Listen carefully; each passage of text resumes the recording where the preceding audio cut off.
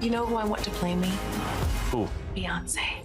Did you know Nia Long got her start in the 1986 Disney movie Brat Patrol? So what gives, Leonard? I'm missing a chem lecture at the university. Let alone little league practice.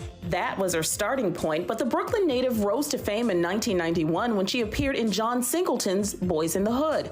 She went on to woo Will Smith as Lisa in the hit sitcom The Fresh Prince of Bel-Air. Our relationship is based on trust. I want you to have your own life. From Friday to Love Jones and that good old-fashioned soul food, Long was no doubt the 90s it girl. Her role as Jordan Armstrong in The Best Man inspired a generation of Black women in TV.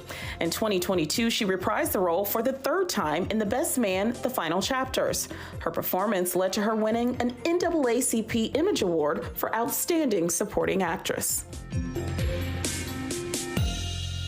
We started OpenAI 7 years ago because we felt like something really interesting was happening in AI, and we wanted to help steer it in a positive direction. It's honestly just really amazing to see how far this whole field has come since then. And it's really gratifying to hear from people like Raymond, who are using the technology we are building and others for so many wonderful things. We're back, and we are still talking about the world of artificial intelligence. Now, we did talk about some of the concerns and inherent dangers as it relates to AI, but now it's time to talk about the benefits. Like the young man, one of the OpenAI founders, just mentioned in his TED Talk, who's using the technology to help with his dyslexia. Still with me is Burton Kelso. He's the owner and chief tech expert of Integral. It's a computer service and IT support company. Okay, Burton, we know that people with ALS, throat cancer, and Parkinson's disease are all using AI to, quote, bank their voice while they still have it.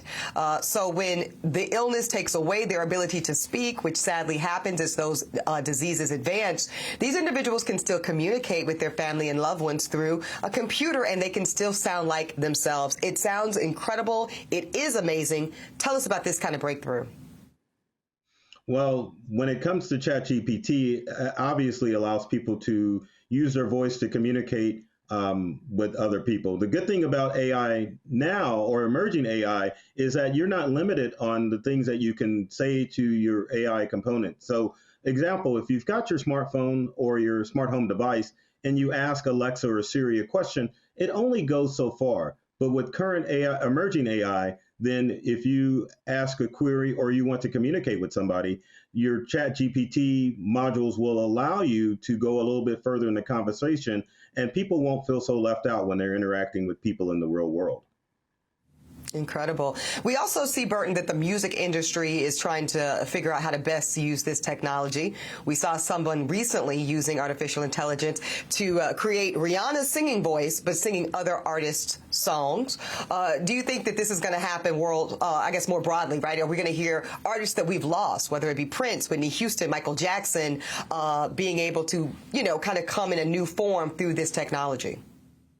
Ebony, it sounds like you're going back to the days of Napster where people were pulling music off of the internet. I mean, that's going to be a big thing because you're talking about copyright when it comes to musicians. Now, I think if it's done in fun and people aren't trying to make profit off of it, then it's okay. But yes, I could see a future where you see artists that have passed away like Whitney Houston and Prince and people coming up with different remixes of their popular hits or creating new songs. But again, you got to pump the brakes on that because you may get in trouble with some of the major record companies if you start to try to produce that music and make it seem like it's your own.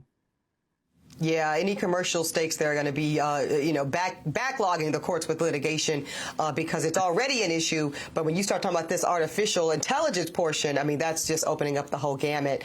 Now, Burton, we know that a lot of us are already using AI technology in our current devices. There's going to be more use of it in the future. I was recently talking with some AI experts, and they were talking about, we know the biases that show up in artificial intelligence, whether it's not recognizing deeply melanated people, things of this nature. We've seen there's already lawsuits around that.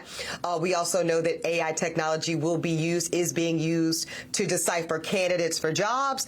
I see a scenario where it might be starting to be used for college and school admissions. The technology is made by humans. So the same biases humans have shows up in the technology. How do we as a Black culture make sure that we are holding technology sectors accountable, Burton, for making sure that those biases do not negatively impact us? I mean, that's an excellent question. And unfortunately, in the tech sector, it is a white male-dominated industry. So, of course, you have white males that are inputting that information with AI.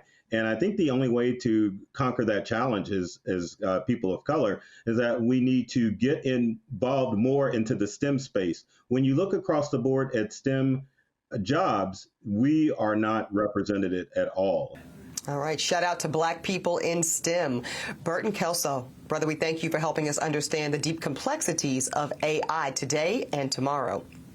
Coming up, senators are unveiling a new bipartisan legislation to ban kids from 13 and under from joining social media platforms. We'll have the details on how this could affect your preteen next on The Griot.